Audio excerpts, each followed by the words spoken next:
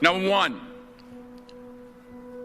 put God first. Put God first in everything you do.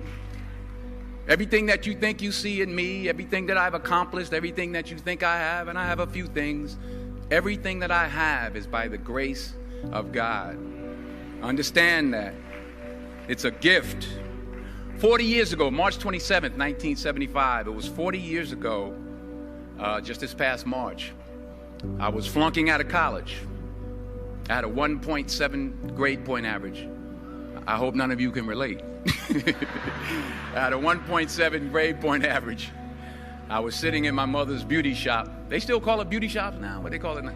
Yeah, I was sitting in the beauty parlor. I was sitting in my mother's beauty parlor, and I'm looking in the mirror, and I see behind me this woman under the dryer. And every time she looked up, every time I looked up, she was looking at me, just looking me in the eye.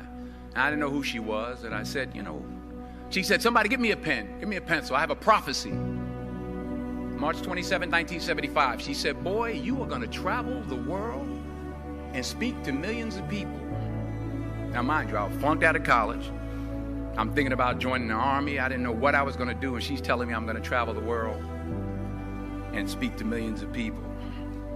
Well, I have traveled the world, and I have spoke to millions of people. But that's not the most important thing, the success that I had. The most important thing is that what she taught me and what she told me that day has stayed with me since. I've been protected. I've been directed. I've been corrected. I've kept God in my life, and it's kept me humble. I didn't always stick with him, but he always stuck with me. So stick with him in everything you do. If you think you want to do what you think I've done, then do what I've done and stick with God. Number two, fail big. That's right. Fail big. Today is the beginning of the rest of your life, and it can be very frightening. It's a new world out there. It's a mean world out there, and you only live once. So do what you feel passionate about. Take chances professionally. Don't be afraid to fail. There's an old IQ test, was 9 dots, and you had to draw 5 lines with a pencil within these 9 dots without lifting the pencil. The only way to do it was to go outside the box. So don't be afraid to go outside the box. Don't be afraid to think outside the box. Don't be afraid to fail big, to dream big. But remember, dreams without goals are just dreams, and they ultimately fuel disappointment.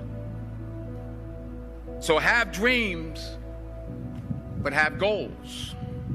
Life goals, yearly goals, monthly goals, daily goals. I try to give myself a goal every day. Sometimes it's just to not curse somebody out. Simple goals, but have goals. And understand that to achieve these goals, you must apply discipline and consistency. In order to achieve your goals, you must apply discipline, which you have already done, and consistency every day, not just on Tuesday and miss a few days. You have to work at it every day. You have to plan every day. You've heard the saying, we don't plan to fail, we fail to plan. Hard work works. Working really hard is what successful people do. And in this text, tweet, twerk world that you've grown up in, remember, just because you're doing a lot more doesn't mean you're getting a lot more done. Remember that. Just because you're doing a lot more doesn't mean you're getting a lot more done.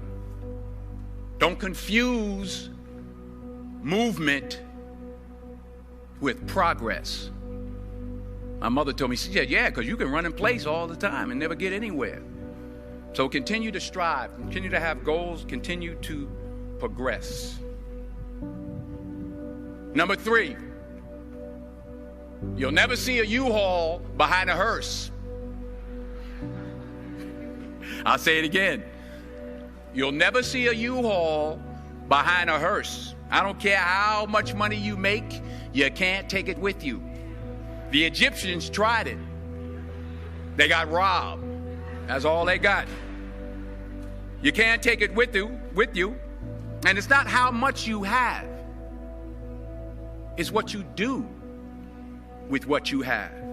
We all have different talents. Some of you will be doctors, some lawyers, some scientists, some educators, some nurses, some teachers. Yeah, okay. Some preachers. The most selfish thing you can do in this world is help someone else.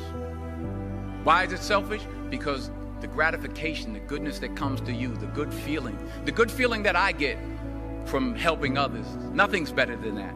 Well, one or two things, but nothing's better than that. Not jewelry, not big house I have, not the cars, but it's the joy. That's where the joy is, in helping others. That's where the success is, in helping others. Finally, I pray that you put your slippers way under the bed tonight, so that when you wake up in the morning, you have to get on your knees to reach them. And while you're down there, say thank you for grace. Thank you for mercy. Thank you for understanding. Thank you for wisdom. Thank you for parents. Thank you for love. Thank you for kindness. Thank you for humility. Thank you for peace. Thank you for prosperity. Say thank you in advance for what's already yours. That's how I live my life. That's why I am. One of the reasons why I am today. Say thank you in advance for what is already yours. True desire in the heart for anything good is God's proof to you, sent beforehand to indicate that it's yours already. I'll say it again. True desire in the heart, that itch that you have, whatever it is you want to do, that thing that you want to do to help others and to grow and to make money, that desire, that itch, that's God's proof to you, sent beforehand already to indicate that it's yours. And anything you want good, you can have. So claim it. Work hard to get it. When you get it, reach back. Pull someone else up. Each one, teach one. Don't just aspire to make a living. Aspire to make a difference.